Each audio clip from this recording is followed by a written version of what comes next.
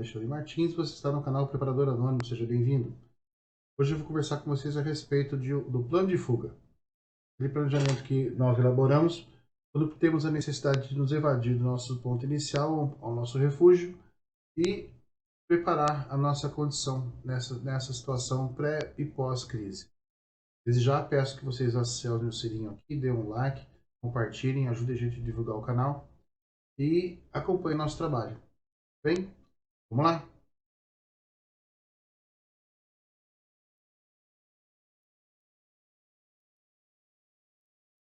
Vamos lá então. Vou apresentar para vocês aqui o plano de fuga, tá? Da forma com que eu compreendo o plano de fuga, na minha visão, de acordo com o que a gente tem estudado e com base no que? No preparativo da sobrevivência, do sobrevivencialismo. O plano de fuga em suas etapas e como eu vejo esse plano de fuga. Bom, esse aqui é um plano de fuga elaborado por mim, na minha concepção, o que eu farei da forma com que eu vejo que ele deve ser executado. Existem outros tipos? Existem. Existem outras visões? Sim. O plano de fuga ele segue uma premissa inicial básica e depois ele é adaptado de acordo com a realidade de cada preparador em seu ambiente e com a visão desse. Bem, vamos lá. Algumas imagens aqui aleatórias para que vocês entendam as dificuldades tanto em floresta quanto em acampamentos de refugiados, as migrações de fuga e as acomodações, que até são muito boas nesse caso. Elas podem ser bem precárias em alguns outros, como foi dito aqui. Uma coisa importante a ressaltar é que essa apresentação vai ter pouca imagem, é uma coisa mais técnica para evitar que se perdure muito tempo a apresentação, que seja uma coisa mais sucinta, tudo bem? Bora lá. Introdução, o que é e para que serve? Eu vou falando resumidamente, e se vocês quiserem acompanhando por aqui na descrição fica mais fácil. O plano de fuga é na realidade que é uma espécie de roteiro, uma linha de ação em que o preparador, né, ele traça um rumo nas suas atividades, como eu preciso fazer um plano de fuga, um plano de evasão. O que ele tem que contemplar, a forma, a roteirização vai possibilitar o quê? O preparador saber visualizar, planejar, ter tudo pronto de forma ordenada e uma linha de ação para que ele consiga fazer aquela atitude de forma adequada, que é sair do seu ponto A para o seu ponto B ou C da forma mais rápida possível, tendo todas as condições para isso.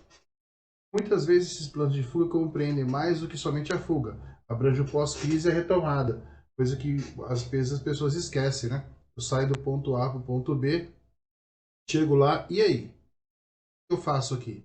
Eu tenho que ter um planejamento para isso também, para ficar dali indefinidamente ou dali para voltar, dependendo da condição. Então eu tenho que ter esse plano também. Isso tem que estar contemplado no meu plano de fuga. Uma fuga, um plano de fuga é um balizador de ações. Deste balizador de ações vai depender o sucesso ou não da sua empreitada. Um plano de fuga como balizador de ações é o estudo de casos, possíveis situações de crise e emergência, definição de metas e parâmetros, meios de ação e reação, opções e limitações, viabilização e testes, além de dar ao preparador um rumo ou linha de ação para agir de forma tática e linear, sem improvisos desnecessários pelo caminho. Por que tático?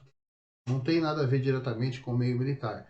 Tática é uma conduta tática, em que você age de forma coesa, fazendo com que as suas ações sejam todas pertinentes e sejam todas complementares umas às outras. Seja bem planejado. Esse é o contexto, tudo bem? Imprevistos vão acontecer, deverão acontecer em alguns casos em níveis de dificuldade diferentes de preparador para preparador. As situações de dificuldade elas podem ser as mesmas para o preparador A para o preparador B, dependente dele ser um preparador de alto nível ou iniciante. As dificuldades são as mesmas, porém, o que acontece é a diferença de quantidade de repetições, a intensidade dessas ações. Serão diferentes em peso e efeito, e nesse momento, um bom plano de preparação fará toda a diferença, pois ao se preparar com esmero, técnica e perícia, o preparador cobrirá a maioria desses imprevistos, ao passo que se for improvisando pelo caminho, é muito provável que em dado momento sua sorte acabe, né? E que seja preso ou em um impasse, esteja preso ou em um impasse. Lógico, viver como capitão Jack Sparrow tem um custo, né? Então, O que é e para que serve? Eu disse lá atrás, é um planejamento estratégico de alto nível, utilizado para uma retirada ou evasão de seu ponto A até o ponto Z ou fim previsto da jornada. Serve para dar meios práticos, técnicos, palpáveis, né? São coisas reais, dentro de suas limitações, dentro do que o preparador pode fazer, para que o preparador tenha um ciclo de ação mentalmente definido e balizado, treinado e estudado à exaustão, para que tudo se torne instintivo, instinto reflexo puro, possibilitando uma retirada razoável do seu ponto de emergência ou crise. Tudo bem? E a moça fazendo suas preparações e planejamentos, o que é essencial, colocar no papel o que você planejar, um roteiro. O ato 1, definições básicas. Tá? Ponto de partida. Para onde eu estou? Gente, essa pergunta parece idiota, mas é importante você saber onde você está. Ah, estou numa cidade, lógico, estou no Brasil. Tudo bem, isso é óbvio. Mas o que não é óbvio é onde eu estou naquele momento. Na minha casa, no meu trabalho, no meu serviço, na rua, jogando bola, enfim. E onde eu estou, eu conheço o meu entorno, é dali que vão surgir as dificuldades. Ponto crucial do seu planejamento, pois para saber para onde se vai, é preciso saber onde se está. Uma lógica básica, porém essencial da definição e constatação deste dependerá todo o planejamento de fuga e evasão. Veja bem, eu estou numa cidade grande, um grande centro urbano, com diversas vias de acesso, ruas, etc. Eu estou numa cidade pequena do interior, com vias de acesso, tá? E pouco trânsito, aqui carregado. Em qualquer hora do dia, São Paulo é um circo. Tem carro demais, muita movimentação, ao passo que uma cidade do interior, 200 quilômetros afastada de São Paulo, já essa não é a realidade. Então, eu tenho que fugir desses dois ambientes. Só que as dificuldades são diferentes. Então, elas interferem. Fará toda a diferença na sua preparação saber definir seu cenário inicial, pois dessa definição serão feitas as preparações, cálculos e planejamentos de sua evasão, e se necessário sua condição pós-crise, por exemplo. Perdão. Se eu estou em São Paulo, o meu pós-crise em determinado local, muito afastado, ele vai ser mais custoso, porque eu não vou conseguir levar tudo que eu preciso até lá. Se eu estou no interior e faço uma retirada também para um local muito longe, também vai ser muito custoso. Eu tenho que planejar o quê? Esse meio de campo, essa retirada, as definições para ela e o que é que isso acarreta lá. Então, eu não posso simplesmente botar a casa nas costas e sumir com ela. O caramujo é só o caramujo mesmo. Eu tenho que planejar o quê? Essa retirada com eficiência. Se estou em um grande centro urbano, uma pequena cidade, os tempos de deslocamento, riscos de percurso, volume de tráfego e interferências urbanas decorrentes da crise ou emergência serão relativamente as mesmas, porém muito diferentes em relação à quantidade, repetições, volume, etc. Essa linha de pensamento vale para todos os cenários, lógico, com suas considerações, detalhamentos e definições próprias. Cidade, campo, fazenda, no exterior, enfim. Tudo dentro do seu contexto e do momento em si. Pensar em fugir ou se evadir e deixar tudo para trás, toda uma vida para trás, casa, trabalho, bens, amigos, às vezes, e tudo mais que nos define por seres sociáveis e vivendo em sociedade, pode parecer a princípio algo absurdo e irreal, quase beirando a ficção. Porém, a realidade bate à nossa porta quando lembramos das cenas dos comboios de refugiados da Síria, da Líbia e agora da Ucrânia, além de outras inúmeras crises de refugiados que existem e existirão. Não fica tão difícil de entender, não fica tão difícil de imaginar quando você vem aqui para os tempos atuais e pensa na Venezuela, o povo vindo andando pé pelo meio das montanhas, dos matos, entrando no Brasil, para caramba, aquela região toda. E você fala, nossa, isso pode acontecer comigo se a minha situação ficar igual. Eu tenho que ter um plano. Esse plano é muito importante. Então não é tão surreal assim, e é para essas situações que precisamos de um plano de fuga e evasão. Diferente do planejamento de subsistência, do planejamento de sobrevivencialismo, que você aplica ele em todos os casos da sua vida, desde uma crise catastrófica até a perda de um emprego ou de saúde, o plano de fuga ele serve única e exclusivamente para isso, para você sair de um ponto A para um ponto B. Bem? Somos agregados às nossas rotinas de vida, trabalho, lazer, família, até nossos gostos pessoais. Porém, é necessário que tenhamos em mente que essas nossas rotinas podem nos afastar de nosso ponto principal, ou seja, nossa residência, ou P1, ou ponto de partida. Em uma emergência real, podemos estar todos separados, o que provavelmente iria acontecer. Cada membro da família está fazendo uma atividade. Precisamos nos reunir o mais rápido possível e procurar um meio de evasão e deslocamento até nosso ponto de encontro ou refúgio. Isso é.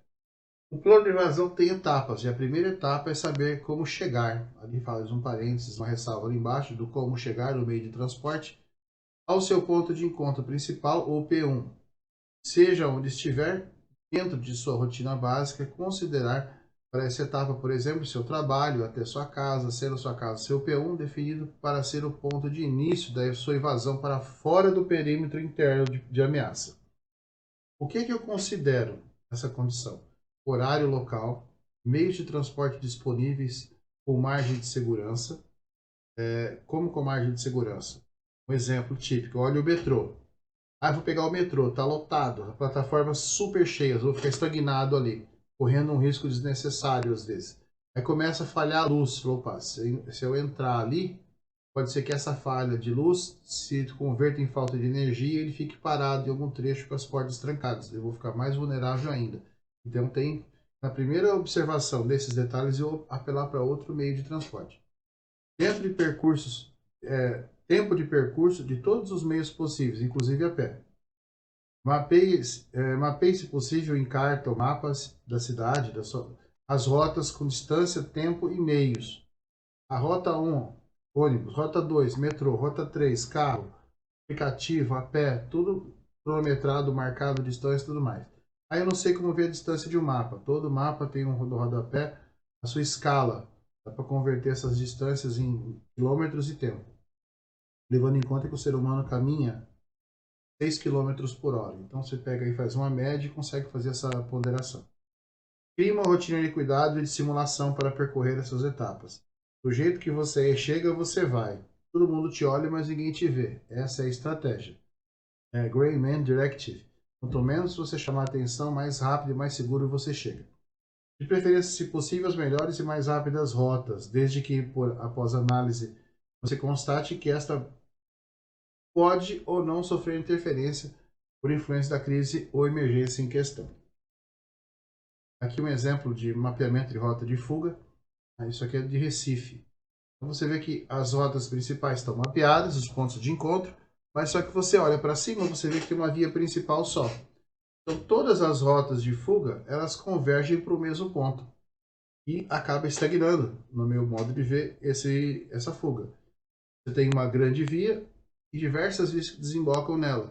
Só que as rotas de fuga são todas concentradas ali. Isso é da Defesa Civil. O que ela faz? Ela concentra as pessoas e é mais fácil manejar um grupo só. Uma vez que todas as vias já estejam monitoradas e sob controle da autoridade competente, elas conseguiam fazer essa retirada mais rápida. Se nós fôssemos pegar esse mapeamento, nós faríamos diferente.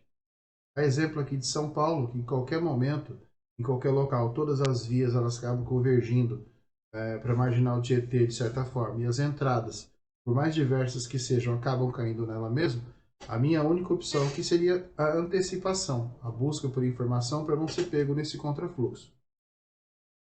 Aqui vale uma observação muito pertinente e necessária sobre como vamos chegar, nos locomover e evadir, dando uso e prosseguimento a este planejamento. Eu preciso saber o quê? Como é que eu vou? Muitos preparadores irão fazer uso de seus veículos automotor, ou próprio carro, outros de moto, outros de bicicleta, tudo, cavalo, avião, submarino, não interessa, o meio que o preparador dispor. Então, e nesse meio, nessas condições, ele tem que observar e cabem de início aqui observações pertinentes a cada tipo de veículo e suas necessidades, prós e contras em diferentes cenários de evasão, uma vez que dependendo do meio de transporte, esses irão ter algumas condicionantes e necessidades próprias, ou seja, o meio escolhido ele vai ter algumas necessidades a serem atendidas. Então isso tem que ser observado muito friamente.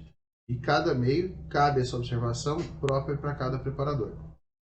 Como, por exemplo, algumas bem peculiares. Locais de guarda, garagem e estacionamento terceirizado. Onde eu guardo meus veículos? como eu acesso a esses veículos, locais de abastecimento e manutenção, vias adequadas ao transporte em momentos de crise, capacidade de transporte adequada ao seu planejamento e necessidade, escolha adequada do meio de fuga e capacidade de operação e condução dos meios escolhidos.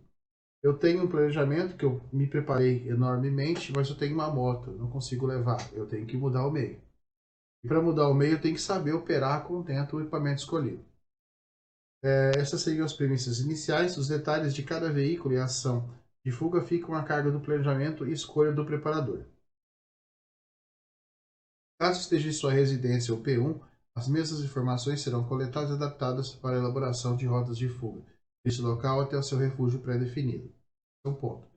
É recomendável que se criem nessas etapas rotinas de apoio, como criar uma rota de recuperação ou resgate de pessoal. Justifica-se pela necessidade de pegar uma pessoa da família ou do seu grupo, né, que esteja na escola, creche, faculdade, etc. E que essa pessoa prioritariamente dependa de você para a locomoção, como pegar ou levar uma criança para a escola, a mulher ou você para o trabalho, enfim, dentro dessas condições. E ainda pessoas que estejam na sua rota de deslocamento, aproveitando o tempo de fuga. A pessoa está em casa, teve que sair, ela te avisa por algum meio de comunicação e você se encontra no caminho. Também é necessário que se crie um ou mais pontos de encontro ou apoio, para o caso de pessoas que tenha saído e já esteja em trânsito, possa se deslocar até ele, evitando que você vá do seu ponto inicial, passe no trabalho dessa pessoa, ela não está, você tem que ir para outro ponto. Então, ao invés de ela te avisa, ó, não estou mais no trabalho, estou no ponto A, já vai, ela pega outra rota e vai direto. Ela corta essa condicionante, faz um atalho. Em trânsito, este local deve ser amplamente conhecido por todos os membros do grupo previamente, determinando onde será possível a reunião com as pessoas de sua família ou grupo. No contexto. Aqui nessas imagens a gente está vendo aqui um fluxo de pessoas todas caminhando na mesma direção. Tem uma ideia da dificuldade. Você não vai conseguir correr, e se você correr e cair vai ser pisoteado. Então o fluxo é muito importante. Pode ter um distúrbio civil no caminho, ou você pode chegar e se deparar com uma barreira e você não ter a condição inicial de transpô-la. Aí você vai ter que criar dificuldade. São 3 casos de dificuldade nessa retirada, nessa fuga. Por questão de segurança e praticidade, esses pontos devem ser de preferência em locais públicos, abertos de preferência, como postos de gasolina, supermercados ou mercados, até mesmo praças, como também o seu P1, a sua casa, a casa de um membro do grupo, em último caso, membros que se dispersarem do grupo e reunir em condições podem ir direto até o ponto de refúgio. Ah, aconteceu aqui, eu estou preso no metrô, estou preso no ônibus, eu vou me atrasar muito, vão vocês na frente e encontro vocês lá.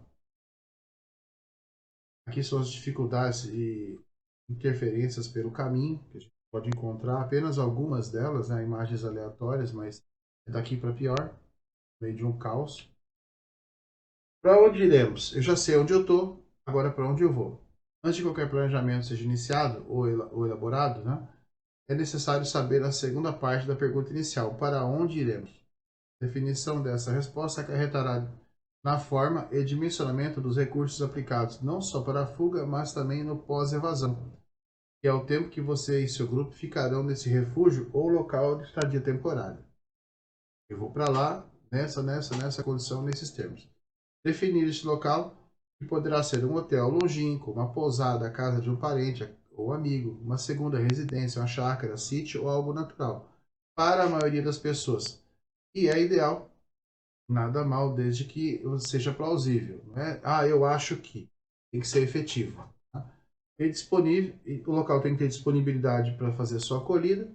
Aí, uma vez esse local tem que ser acessível, esteja disposto a te alojar pelo tempo a ser definido e, lógico, você tem que reunir recursos para se manter nesse local e arcar com as despesas, caso elas existam. Exemplos de refúgio. Tá? Eu tenho estruturas de concreto, tipo bunker, estruturas reforçadas aí em locais longínquos. Você tem na Europa inteira, você acha umas florestas que têm esses refúgios abandonados no tempo da Guerra Fria. E aqui embaixo é uma construção remota, num local mais afastado, um sítio onde a pessoa está construindo o seu refúgio. Essa residência, ela vai ter 2 andares, ela já tem um subterrâneo. No imaginário geral, quando falamos de refúgios ou abrigos, de emergência, aquela lenda se surge, né? Primeira imagem que nos vem à cabeça é uma BOL, Bug Out Location, do tipo bunker subterrâneo, repleto de equipamentos, etc, etc, etc. Ou uma área rural afastada, onde você tem tudo que você precisa e de preferência um bunker também. Mas todas essas áreas têm as suas dificuldades de acesso, defesa, contenção. Isso tudo tem que ser estudado no seu plano de sobrevivência anteriormente, lá nas suas preparações, e como você vai fazer isso acontecer. Aqui é só o plano de movimentação, do ponto A para lá. Caso a condição do preparador seja favorável, ele deve sim ter suas formas de refúgio. Se tiver condição, manda ver, faz assim mesmo. Porém, como a maioria de nós, esta não é uma realidade. É fora do nosso alcance, do meu alcance, não sei se é de vocês. Para tanto, eu tenho que fazer uso o quê? Daquelas formas anteriores. Eu tenho que me apegar ao que é palpável e factível para mim, ou seja, diferenciarmos, definirmos um local nos moldes descritos, lá, hotel, chácara, fazenda, casa de amigo, um refúgio provisório, e na pior das hipóteses, um centro de abrigo, uma área de acolhimento, etc. Um estacionamento a céu aberto de um shopping distante, enfim.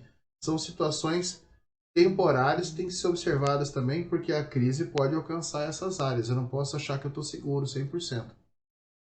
Existem pontos de acolhimento, campos de refugiados, etc., em que você chega com todo o seu equipamento lá, carro, veículo, e eles não permitem entrada. Eles recolhem tudo que você tem. Você entra do jeito que você está vestido. Tá? Tudo que você tem fica perdido, fica retido. E provavelmente vai ser extraviado, perdido, levado. Então, o que eu recomendo sempre para as pessoas? Não vai chegando, entrando na fila, vai. Segura o grupo, alguém vai lá verificar como é as condições e volta, caso isso seja possível. Ó, ali estão catando tudo, todo mundo está entrando sem nada. Você vai e segue seu rumo para outro lugar.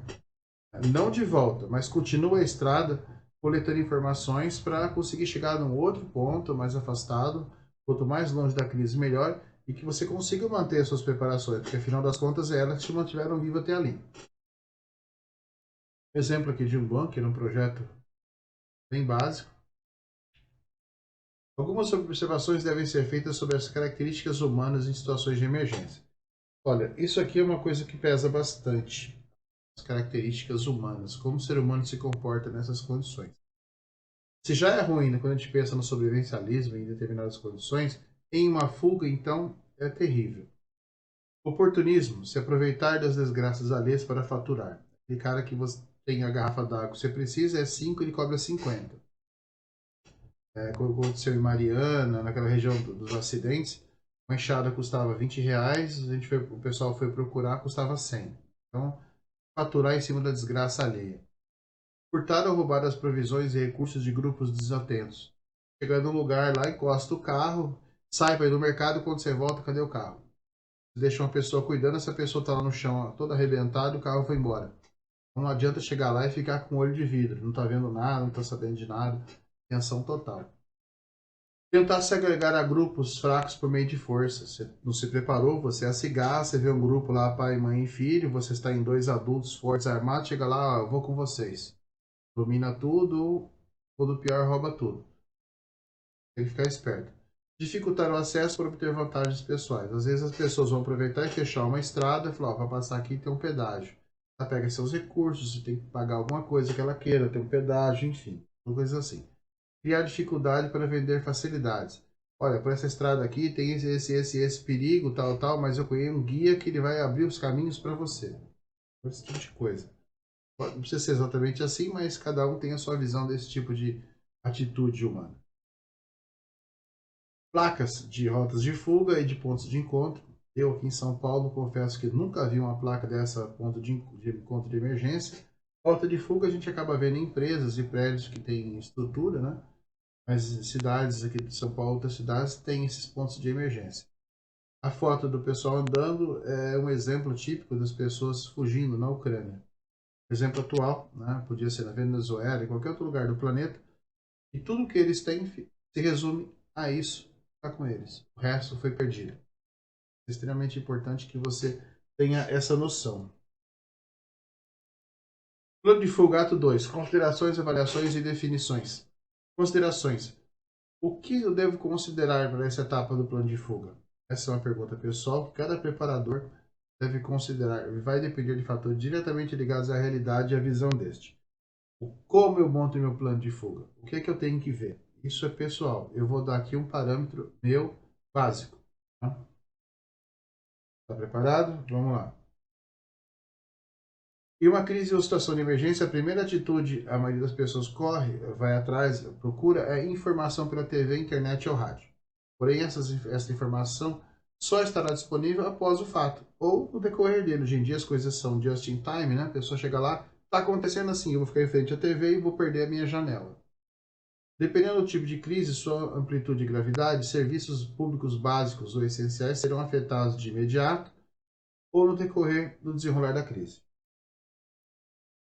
Fornecimento de água e energia, fornecimento de energia elétrica, fornecimento de água e abastecimento, saneamento básico, segurança pública, serviço de emergência e resgate, hospitais, meios de transporte de massa e iluminação pública. E nessa esteira, mesmo caminho ou ao mesmo tempo, os caixas eletrônicos, postos de combustível, mercados e supermercados. O que esses serviços têm em comum? Energia elétrica, modal de transporte, que depende de combustível, que tem que ser tudo processado por bombas, energia elétrica, tá? Iluminação pública para segurança, então, acaba sendo aquela ciranda de necessidades intrínsecas. A pessoa olha para o supermercado e fala: aqui tem comida para o resto da vida. Mas mal sabe ela que os mercados, os hipermercados, são abastecidos de 3 em 3 dias. Não tem suprimentos ad eterno. Sem transporte, sem combustível, sem vias limpas, a comida não chega. Todos os serviços utilizados pela população de forma normal e corriqueira irão sofrer interrupção momentânea e parcial de curta ou longa duração, dependendo do nível da crise. Isso em âmbito local, ou regional, ou estadual, ou nacional, enfim, depende do tipo de crise. Desta forma, nesse momento, a informação não estará disponível em alguns casos, e a população estará à mercê de todo tipo de desinformação. Aqui começa a desgraça a acontecer. Medo e pânico, uma vez que perceba que está sozinho e sem apoio do Estado, estará procurando, a priori, em manter o sistema funcionando pelo bem maior. O Estado vai estar lá em prol do bem maior. Desta forma, não é lógico esperar acontecer algo muito menos, dependendo da totalidade do Estado. Desta forma, não é lógico esperar acontecer algo muito menos dependendo do Estado. Ou seja, o Estado não tem como sair dali de o que ele está fazendo e buscar você lá. Tá? No exemplo do Katrina, nos Estados Unidos, demorou 5 dias para que o Estado se organizasse e fosse ajudar as pessoas. E no Brasil, a gente tem visto esse tempo de resposta bem menor, quase que imediato, não está nem um dia. Então, a gente tem que observar esses tempos de resposta. Mas o que eu puder fazer para me ajudar e ajudar o Estado, me ajudar, é fundamental.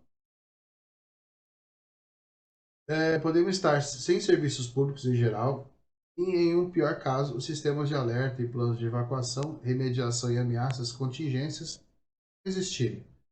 Se tiver acesso ao plano público de desastres e acidentes naturais, é necessário ter acesso a esse e estudá-los. Eu nunca tive acesso a esses planos e nem sei se eles existem. As cidades que têm já esses riscos, tipo Petrópolis, outras cidades, têm isso aqui e vocês têm o direito de ter acesso e estudar. Pode acontecer, em alguns casos, digo todos, também não sei nem se isso já aconteceu, mas conhecendo o ser humano como eu conheço, ele sofre daquela famosa crise do pequeno poder. Algumas informações que são de domínio público são restringidas pelo nosso bem, para não gerar pânico, etc. Então essas informações elas podem acabar não chegando. É consenso geral que não espere a informação chegar, vá prospectá-la, depurá-la, filtrá-la e veja os fatos. Fatos, não ideias, ideologias, etc. Não dependa necessariamente de serviços públicos, apenas em casos indispensáveis. A pessoa está doente, está acamada, está internada, está em um hospital, ou precisa de um hospital, aí não tem o que fazer. Não entre na onda de desespero e pânico de seus amigos e familiares.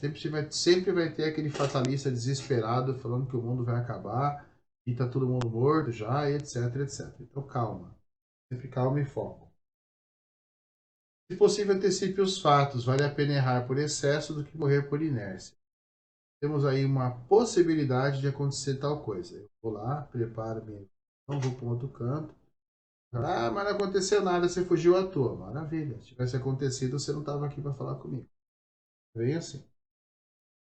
Definições. Chegado o momento de juntar todas as informações, preparativos, treinamentos e todo estudo e tempo aplicado em sua preparação. Como preparador e prática, o seu plano de fuga. Juntamos aqui no plano os seguintes tópicos que já devem estar preparados e definidos. Isso aqui é prévio. Estudo de planejamento de subsistência do preparador. Quando você definiu lá que você quer ser um preparador, você se preparou para um determinado cenário, ou mais de um cenário, e juntou toda aquela condição, é aqui. Análise de rota de fuga e evasão. Análise de rotas de coleta de insumos consumíveis e combustíveis.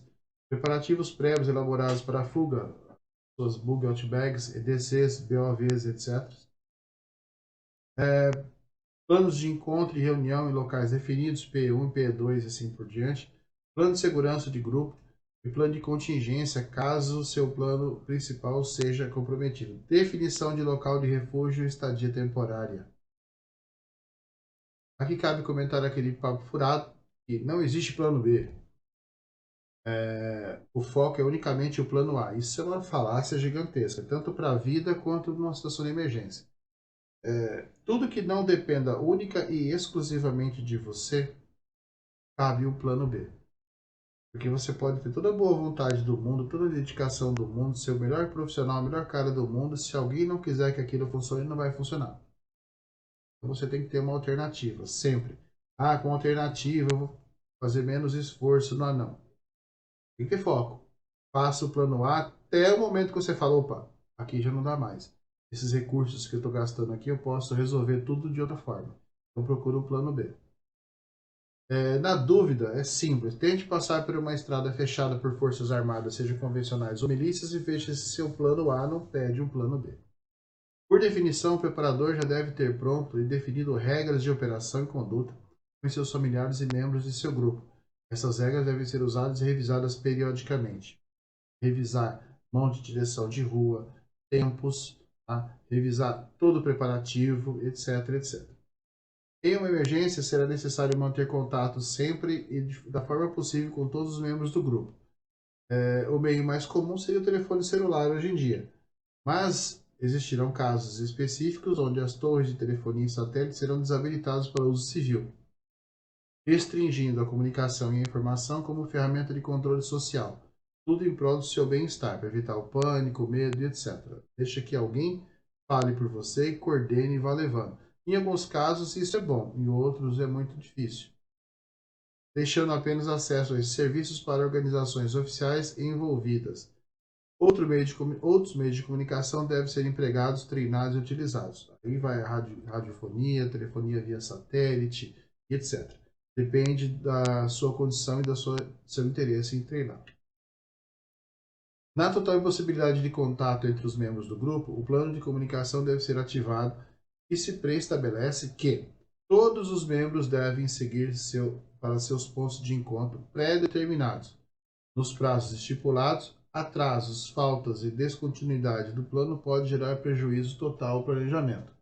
É comum numa situação dessas, caso um dos membros não chegue ao ponto inicial, ou este avalie que não irá chegar a tempo naquele ponto marcado, tá? E faça um desvio e reconfigure sua rota para o segundo ou terceiro ponto de encontro, para evitar forçar expor o grupo parado a um local muito tempo. Ou seja, você está lá, seu grupo fica parado, exposto àquela rotina em volta, e você vindo para cá e depois está esperando. Você viu que não vai dar tempo de chegar naquele prazo ou vai atrasar um pouco, já muda para um plano, para um determinado, o próximo ponto. Talvez seja mais fácil o acesso. Você corta aquela via, vai no contrafluxo. E as pessoas vão falar, ó, deu prazo 5 minutos, ele não chegou e ativou o plano e está indo para outro ponto. Mas eu vou tentar chegar de qualquer forma aí, me espera. Esse, de qualquer forma aí, me espera, pode custar um tempo essencial. Então vale a pena fazer essa ponderação. Dentro desse plano de fuga, a comunicação e a informação são primordiais. Devemos levar em conta fatores externos e internos excepcionais, tais como eu tenho crianças, eu tenho idosos, pessoas em situação especial, mobilidade reduzida, até incapacidade de movimento, e até os pets. Nesses casos específicos, esses pontos de encontro, essas coisas, elas são mais complicadas. O desenrolar dessas situações, eles são meio esquisitos. Eu escrevi terceiro ali errado, peço desculpa. Treine as crianças a usar o telefone não só para jogar, mas para aprender a recarregar as baterias, ter aplicativos de clima, câmeras de CFTV local, saber utilizar, recarregar e fazer a manutenção, deixar aquilo operacional. Aprenda, induza a criança ou adolescente, seja em que condição for, a aprender a usar os números de emergência 181, 190, 192, 193 e 199. E ainda saber discar para o nome dos pais ou responsáveis. Caso vocês não saibam, não sei, aqui em São Paulo tem esses números: 181 a Polícia Civil, 190 a Polícia Militar, 192 o SAMU, 193 o Bombeiro e 199 Defesa Civil. Estudo e planejamento de subsistência do preparador. Lá em cima, aquela relação anterior lá de itens, essa aqui. Agora nós vamos fazer um apanhado geral dela, bem sucinto. Dimensionamento de recursos gerais para permanência, pré e pós-crise. Aqui entra toda aquela preparação do sobrevivencialista. Toda a sua preparação como sobrevivencialista entra nesse item. Aquilo que ele provisionou e armazenou com vistas à sua subsistência, água, comida, suprimento, higiene, limpeza, saúde, equipamentos e afins.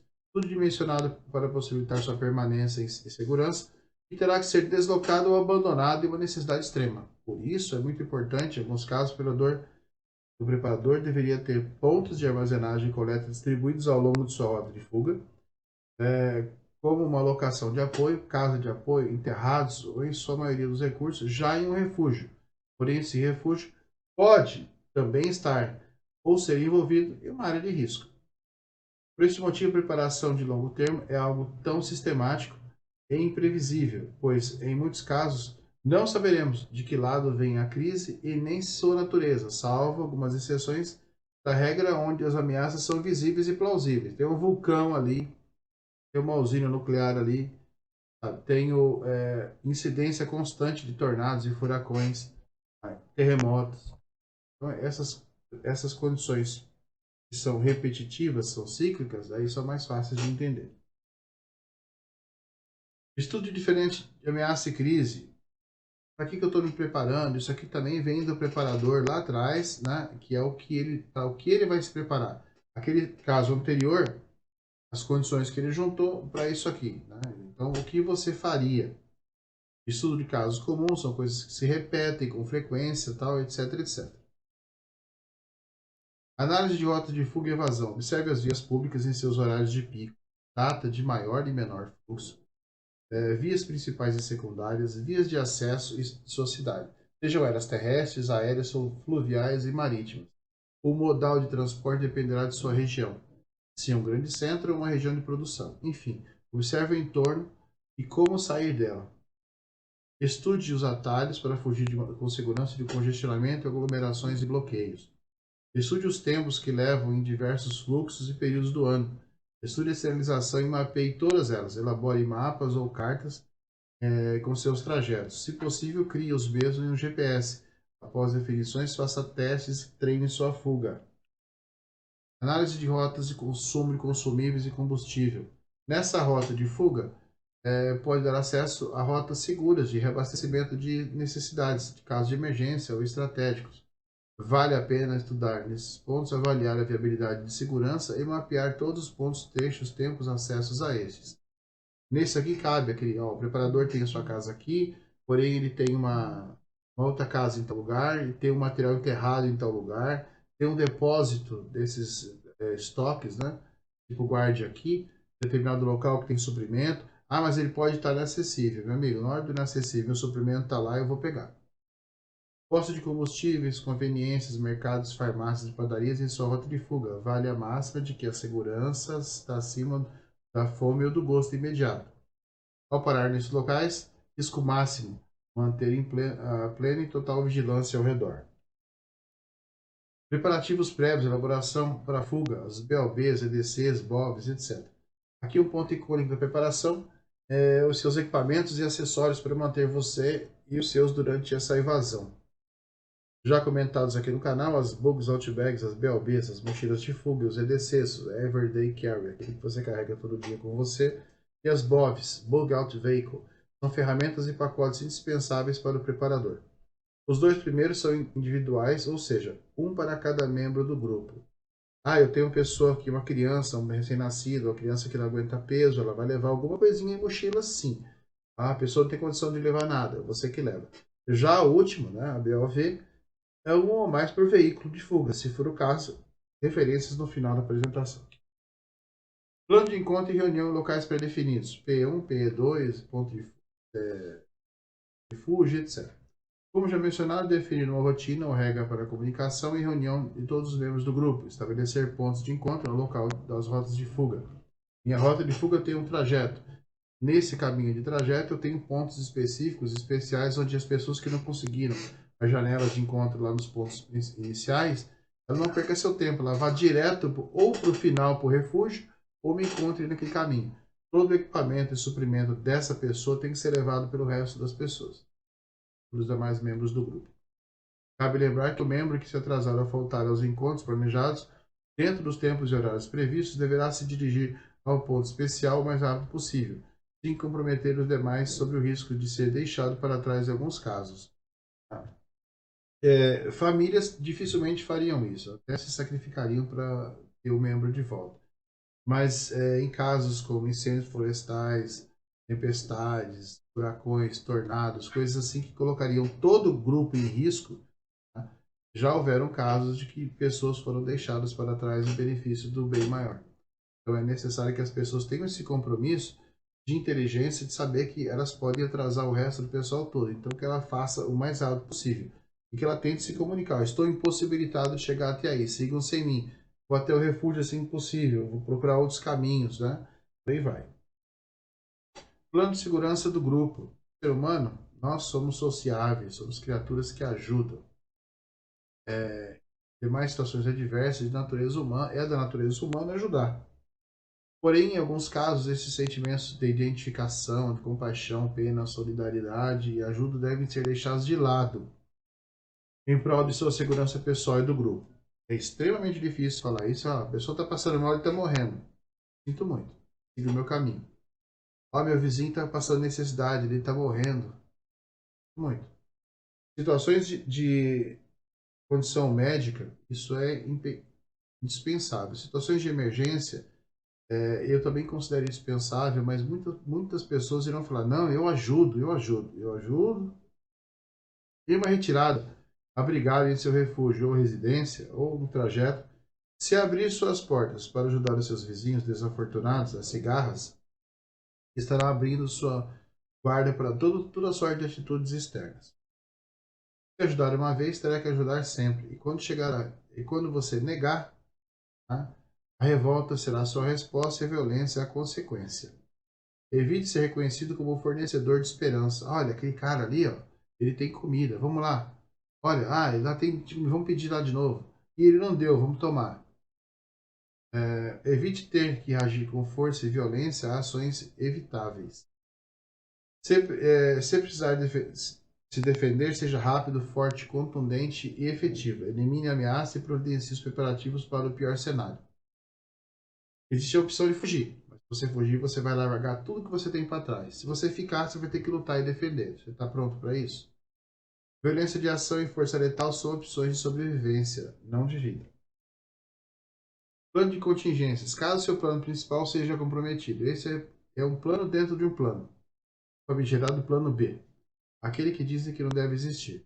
Por mais preparado e dedicado que possamos ser, em algumas situações não seremos capazes de pôr nossos planos em ação e teremos que apelar para o plano B. Elabore alternativas de ação, o famoso e se? E se puder, e se não puder sair? E se tiver que esperar um membro valioso do grupo? E se perder a janela de fuga? E se tiver meus planos comprometidos por terceiros ou forças externas? Enfim, uma sorte enorme de fatores aos quais não controlamos e nem podemos focar forças e recursos para tentar saná-los, porque não vou conseguir.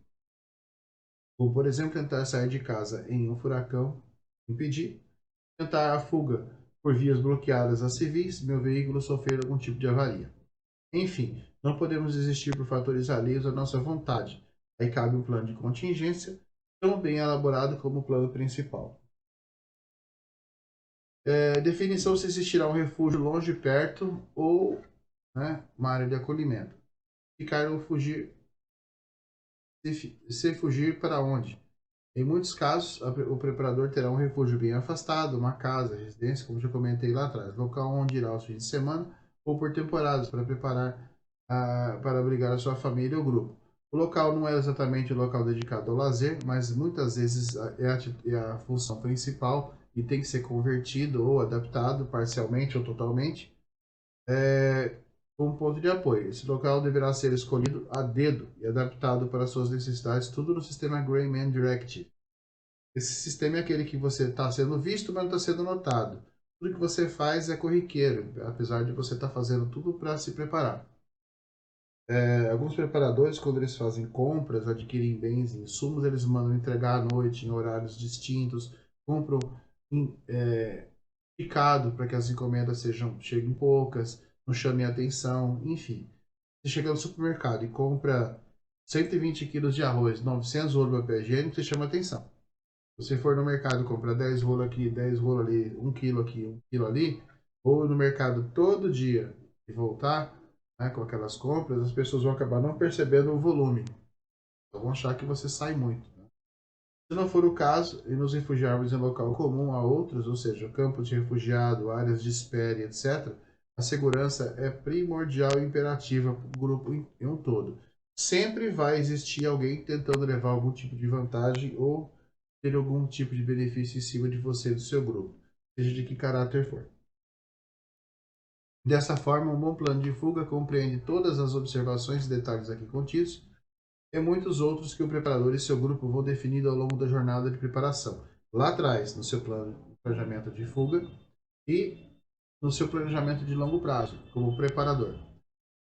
O que é certo e funciona é que cada grupo Perdão, o que é certo e funciona para um grupo pode não funcionar para outro. Enfim, a preparação é pessoal e deve se atender às suas necessidades do seu grupo. A sua realidade tem que ser atendida, não a minha. O plano é seu. Se for o caso, porém, a base inicial é comum a todos. Este vídeo de apresentação e um livro sugerido tem essa finalidade. O que eu quero dizer aqui? Essa apresentação e o livro que eu tenho disponível na Amazon, eles têm o que? A intenção de quê? De dar ao preparador um norte, por onde começar e o que seguir. No mais ali, o detalhamento, os pormenores, é de cada um. Só olha, começo assim, termino do meu jeito. Ou termino da mesma forma, depende da minha visão, tá? Peço desculpa pela falha aqui. A única realidade comum é que as crises existem e vão acontecer. Só nos resta saber quando e se estaremos preparados para elas. Como diria Murphy, se pode dar errado, vai dar errado. Só resta saber quando. Então a gente espera o melhor de tudo, mas estamos preparados para o pior. Tudo bem? Obrigado, fiquem bem seguros. Essa aqui é a representação sucinta do meu plano de fuga, daquilo que eu entendo que deve ser feito nessa preparação. Tem que ser acrescido pontos de vista e necessidades do preparador. Deve ser completado, contemplados aqui. Quando você estiver colocando os seus planos no papel ou digitando lá, você vai ter que colocar essas bases e o seu detalhamento. Onde você vai, as suas rotas de fuga, tudo particularmente seu. Esse aqui é o esqueletão que você vai complementar. Tudo bem? Agradeço a atenção de vocês. Obrigado pelo tempo empregado aqui. Espero que tenha sido útil. Espero que vocês comentem, deixem lá embaixo nos comentários o ponto de vista de vocês, as observações de vocês, o que vocês fariam diferente. Se quiserem falar em particular, os contatos estão aí. As referências prometidas estão aqui, ó. PLB e EDC no canal, o link do livro e os meus contatos aqui para que vocês entrem em contato. Tudo bem? No mais, agradeço de coração a atenção de vocês. Compartilha, segue, divulga. Tá? Se tem mais algum erro contido aqui, você errou ali, você errou aqui e tal, vamos lá. Vamos levando e a gente vai se aprimorando juntos, tudo bem? Agradeço a atenção de vocês mais uma vez. Obrigado. Meu nome é Alexandre Martins. Você está no canal Preparador Amanda.